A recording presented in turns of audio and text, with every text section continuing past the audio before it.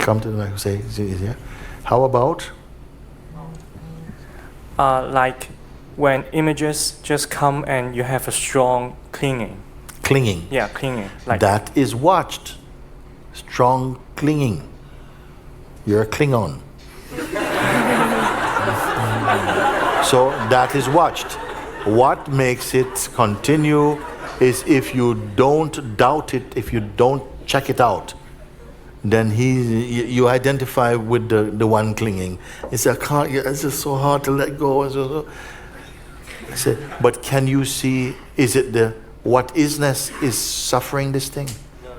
You have to keep coming back to base.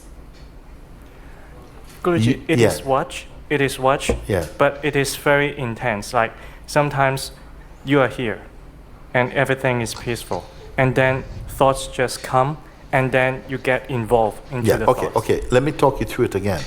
The thoughts come up. They come up. Okay. I didn't give those thoughts to you. No. They are already inside. The satsang is only exposing them, or exposing a potential that has still been living in you. Okay? So then somehow it's the thing comes up, and then immediately identification goes. If identification does not go there, that just gets dissipated into, just gets oblivious you to it. It's gone. No, I'm with you. So then something goes, it comes, it feels very, very strong. And because then identification is there. It's not letting go. Okay? The monkey's on the back. It's not letting go. Is this perceivable or not? Yes. So right there, you begin to look and say, but that is perceived. Then something goes, but I'm not getting off. Suppose you meet this type of thought, Sometimes you meet someone. Suppose you open the door and they walk into your room. Suppose somebody knock at your door, and you open the door and say hello and just walk straight in. Go to the kitchen, start to make breakfast. Okay? I say, hey, what's going on here? I don't even know you. Get out of my house.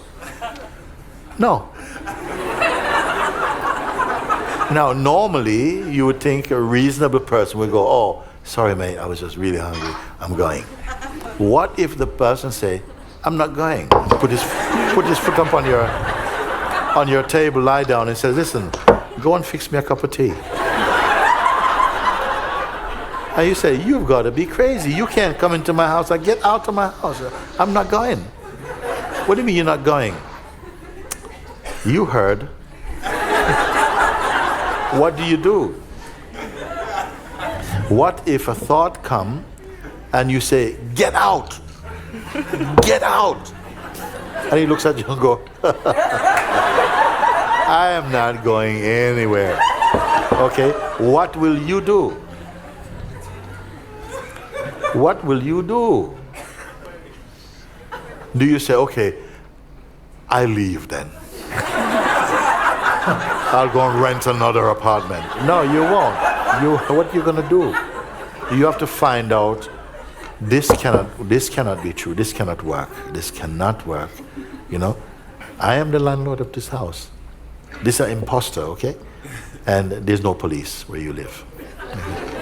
You have to get him. How are you going to get him out? How are you going to get this thought out?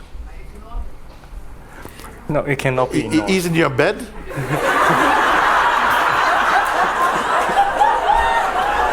He's got the remote control. Okay, so let's take a look. I don't know where we're going with this. No, okay, let's take a look. Okay, so I'm only pushing it to see as far as it can go. There's a thought there and it won't shift. And something is feeling like, help, help. I've seen people like this. Many in that state, gripped by their own mind. Okay? So, where you go with this now? So, you say, yes, I look from the what is. Okay? But it's not moving. Because you're not the what is. You're just someone thinking, I'm the what is. Okay? And the thought knows you're not yet the what is.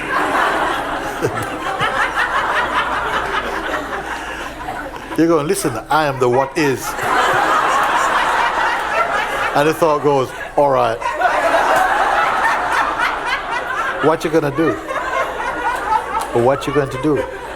So what I'm pointing out is this. Either you are in a place where you have identified,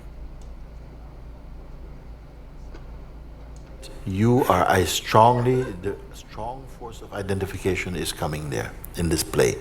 And this identification is producing all this acidity. And there's something, and the one who's going, I don't know what to do, is also part of the play. And something is able to look at this acidness. And as you look, you don't identify. It feels like something is saying, what can I do? But this what can I do voice is also heard. And you keep looking, and just don't try and stop the feeling. Please listen, don't try and stop the feeling. It only it grows with resistance. So let it be there, but you just keep looking. Who is suffering this? And a voice will say, what you talking about? This is me. I said, me who? Keep looking. It's a voice in the wilderness, strongly believed in. And that's where it's taking its juice, its nutrient, its nourishment is coming from your belief. Who is the believer in it? Also, this is your question. You are unrelenting in your looking. Don't give up. Because your mind is not going to give up. It's not going to say, look, you know what, I've troubled you enough. I'm just going to go to someone else. You have to stop. And what does it mean you stop? It means that you stop feeling this. You see it. You see that this is a person and this idea, and it's just an idea. You keep looking. You stay with him. Stay with him. Don't mind the feeling. He's throwing eggs at you. He's throwing everything at you. And you don't mind if you just stay. And just keep looking. Don't judge. Don't identify. Just keep looking and just keep looking. Who are you? Who is it who is suffering? And at one point, he's gone. The grip cannot sustain the grip. And the one who is holding on to also, both of them go. Then the tendency is to feel, thank you, Jesus, thank you. This one also you're not also.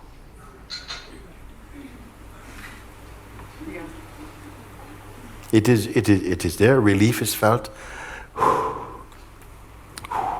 But don't identify so strong. Of course, relief, the sense of gratitude, that can be felt. But don't identify so strongly. The space behind and in which the relief also is experienced, be there. That is how you are going to face these mind attacks. They have to come. They have to come. And you have to use them. Because if they don't manifest, you don't know they're there. You follow? It's only when you identify as a person, you're behaving like a victim. But when you identify as the what is, as the investigator, as the viewer, as the witness of them, you see, they can't sustain their power in the light of such looking. Because the victim is going to run, but the observer is going to stay. And the illusion or the delusion cannot survive, you see, against such kind of observation. It cannot do it. You're going to use it. You're going to thank God for them. Thank you for this test. Because I needed this test to grow my spiritual muscle to overcome this type of thing. Don't just search for rescue. Please help me. Please stop this. Please stop this. If you're going to say, please stop this, and stop the one who is suffering this also then.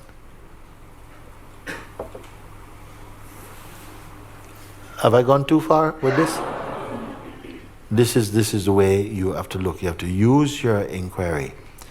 You cannot just think it. You cannot just keep going, who am I, who am I, who am I, who am I, who am I, who am I? You know, some people are doing this also.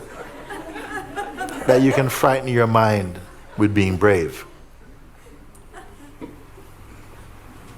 Just look.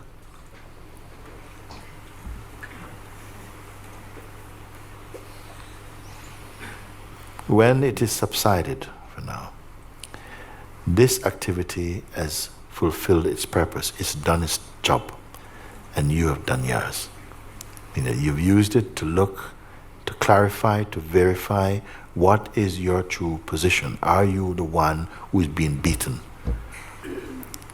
We have been trained to identify with this person who is victimized and who is, so much injustice has been done against me, man, and building up some kind of case. And the ego, it loves evidence. April the 6th, 8:42.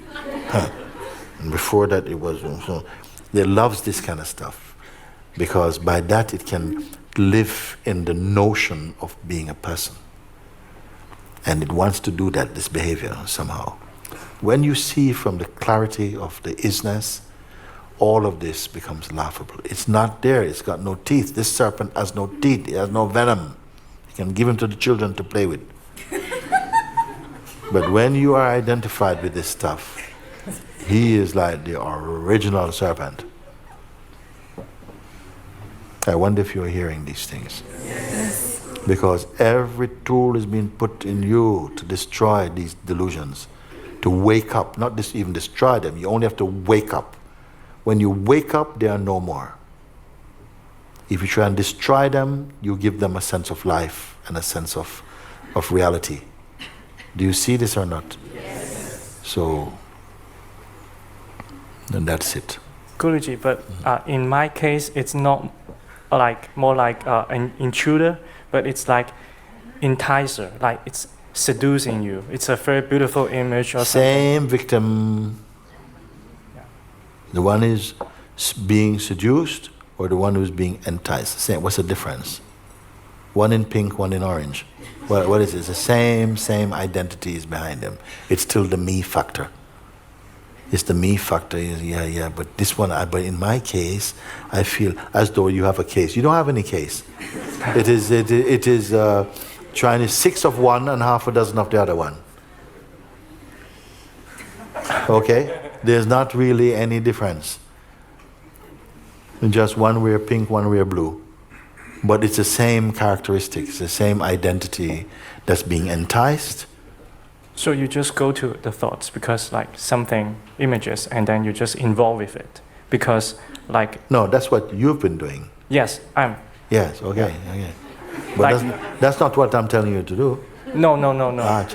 This is being watched, some thoughts come up about the future and then it's so enticing. You just go with it.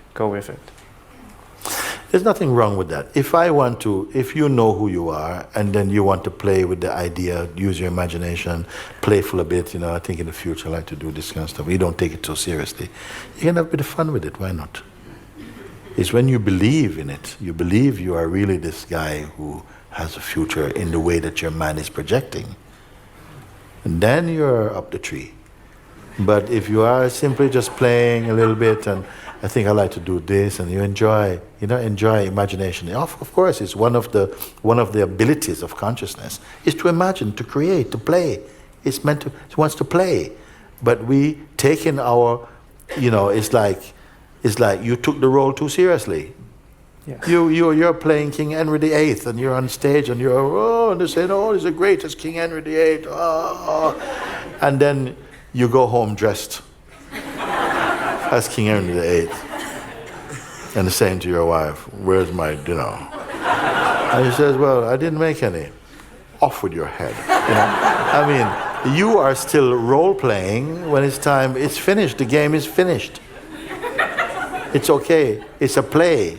But you have taken it too seriously. And then you can say, wait, but guy, does he know it's a play? So the one who's awake is saying, do you recognize that it's a play? You go, what play? The next time you say that, off with your head as well. This is what is happening, in fact. Can I say something to that? Because it really relates to me also. I was also just having movies going on, how I speak to you or something that's just running, and then something else that was not the isness, of course, was very bothered by that. And that made it stick, and then it kept coming, like just silly stuff. Also could be's. Don't get involved in any scenario particularly. Yeah. Let me explain this thing before, because yeah. Don't get involved in a, we're going to have one long satsang today, right till the evening. Don't get involved in any scenario, okay? Just keep staying in the place of the what is. You can look from there. It's a big window. You can look at the whole world from there, okay? But keep confirming your place. That, not confirm in some rigid mental way, but in the beauty of the discovery of the what is. Look, and then you can see your persona acting and all of his acting and stuff. But something does not take it in that deeply anymore. And to that extent, you will enjoy your freedom. Okay? Now, if I say, don't get involved in any scenario, you may say, what I mean, if my house is on fire, I shouldn't put water to it? No, you will do whatever it is that's needed to be done in that moment. And such is life. It's like somebody coming to you and say, suppose you're attacked by 3 people, what would you do? Well, I'll do that with one of them, and then I'll do that with the other one, and I'll do that with this one. That's your fantasy, because when the time comes, maybe you run and leave your grandmother on the road. We don't know what you will do. So you don't have to plan anything that is, okay, I'm going to do anything about the future, and just forget it. Trust that you have been called by grace. As life presents itself to you, something will respond in the appropriate way. You don't only have to believe this, you can test it out. And you'll see, you can then come and say, Mooji, actually, that doesn't work like that. Because the time came and I fainted, actually. Or whatever it is. I said, well, that was what was meant to happen. If you fainted, when you face, suppose you're attacked by 3 guys and you faint, they're not going to beat you up. They're going to say, oh my God, let's get out of here. So you don't know what's going to happen. I saw one video, actually, some guys were attacking one guy. They come to beat him up, okay? They were coming to beat the guy up, and you know what he did? He pulled his trousers down. And they took off, and they said, no. They don't want anybody to see them harassing someone with no trousers. That's not cool, So they took off. Now, where did that idea come from to take your pants down? From the what is, I tell you.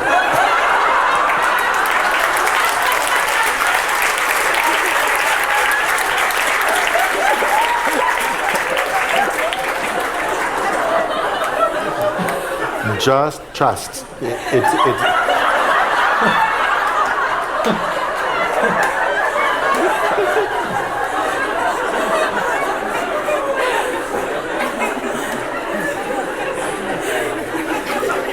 The appropriate thing will happen in the right